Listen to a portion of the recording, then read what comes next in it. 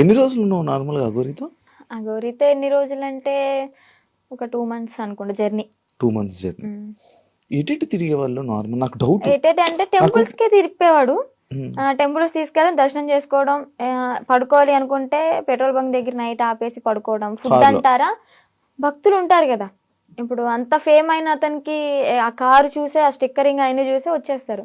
వచ్చి 500 కానీ 1000 రూపాయలు కానీ, లేదా పెట్రోల్ ఫుల్ ట్యాంక్ చేయించడం, భోజనం వండి తీసుకురావడం, తనకి బట్టలు పెట్టడం, ఇవన్నీ జరిగినాయి అనమాట.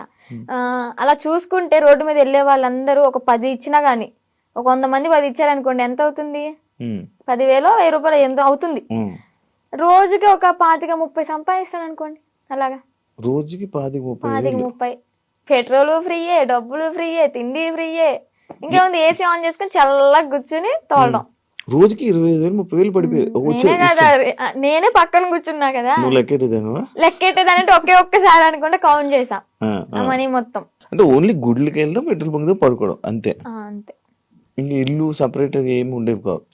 ఈ 2 months లో నువ్వు లేవు.